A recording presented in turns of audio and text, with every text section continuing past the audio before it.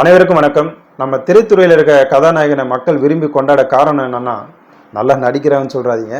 அந்த கதாபாத்திரம் அந்த கதையில ஒரு போராட்ட குணம் உள்ள ஆளாவே காட்டியிருப்பாங்க. அது காதலில் வெல்றதா இருக்கட்டும், குடும்பத்துக்கோசம் வெல்றதா இருக்கட்டும், பணத்துக்கோசம் வெல்றதா இருக்கட்டும், திருடு தொழிலா இருக்கட்டும், அவன் இலக்கை எப்படியாவது அடைஞ்சிடறான்டா அப்படின்ற ஒரு போராட்ட குணம் உள்ள ஒரு ஆளாக காட்டுறதுனால அந்த கதாபாத்திரத்தை மக்கள் விரும்பி பார்க்குறாங்க.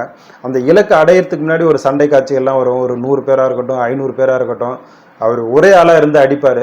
அதை அடிக்கிறாரோ இல்லையோ, அதை அடிக்கிறதுக்கு முன்னாடி பேசுகிற வார்த்தைகளே நம்ம அவனை தலைவா அப்படின்னு கொண்டாட ஆரம்பிச்சிருவோம். அதாவது உங்கள் ஊரில் எப்படியோ அதை விட எங்கள் ஊர் பெரிய தலைக்கட்டு நாங்கள் தெரியும்ல, இது என்னோட சாம்ராஜ்யண்டா அப்படின்னு வாங்க, என் கோட்டைக்கு வந்து பாடுறா அப்படின்னு தொடையை தட்டுறதுலேயே நம்ம கை தட்டி கொண்டாட ஆரம்பிச்சிருவோம்.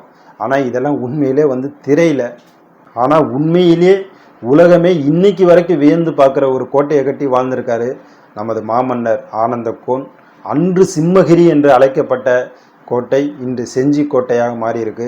இந்த கோட்டையை நமது மன்னர்கள் எப்படி கட்டியிருக்காங்கன்னா, ஒரு 3 மலையை இணைச்சி அந்த மலை உச்சி, அதாவது 800 அடி உயரத்தில் ஒரு 1200 ஏக்கர் பரப்பளவில் ஒரு 12 கிலோமீட்டர் தடுப்பு சுவர் கட்டி, ஒரு 80 அடி அகல்னா பள்ளம் எடுத்து எதிரிகள் உள்ள வர முடியாத அளவுக்கு ஒரு கோட்டையை கட்டியிருக்காங்க. இந்த கோட்டை வெறும் சண்டை செய்யறதுக்கான இடம் மட்டுமா, ஒரு பாதுகாப்பாக இருக்கிறதுக்கான இடமா மட்டும்தான் இல்லை, ஒரு சாம்ராஜ்யத்தை உருவாக்கி வாழ்ந்திருக்காங்க.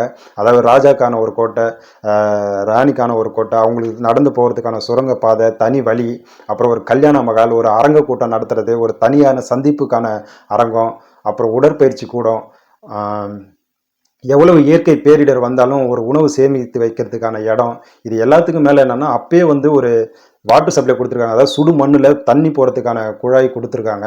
இப்படி ஒரு சாம்ராஜ்யமே பண்ணி வாழ்ந்தது தான் நம்ம ஆனந்தகோன். அவருக்கு அப்புறம் கிருஷ்ணகோன், அதன் பிறகு கோனேரி கோன், அதன் பிறகு கோவிந்தன் கோன், அதன் பிறகு வலியகோன், அதன் பிறகு கோவிந்தலிங்க கோன். இப்படி தொடர்ந்து நமது மன்னர்கள் ஆண்டு சாம்ராஜ்யம் செஞ்சு வந்த இந்த கோட்டையை சிவாஜி மன்னர்களின் 12 கோட்டைகளில் ஒன்றான செஞ்சி கோட்டையை இந்த உலக பாரம்பரிய நினைவு சின்னங்களை அறிவிக்கக்கூடிய யுனெஸ்கோ நிறுவனம் அறிவித்துள்ளது.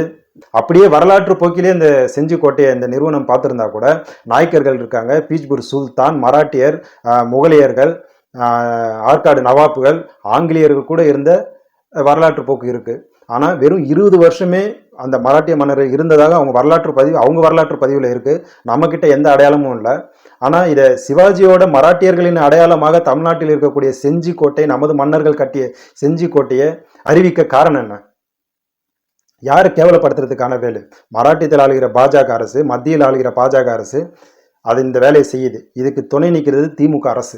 மானத்தமிழர் கோட்டையை மராத்தியர் கோட்டை என்பதா, வீரத்தமிழனம் இதை வேடிக்கை பார்ப்பதா என்ற தலைப்பில் நாம் தமிழர் கட்சி வீரத்தமிழர் முன்னணி முன்னெடுக்கும் வீர பெரும்பாட்டன் கோனேரி கோன் மீட்பு போராட்ட பொதுக்கூட்டம் வருகிற 17/8/2025 ஞாயிற்றுக்கிழமை சரியாக 5 மணிக்கு விழுப்புரம் இந்தியன் வங்கி அருகில்.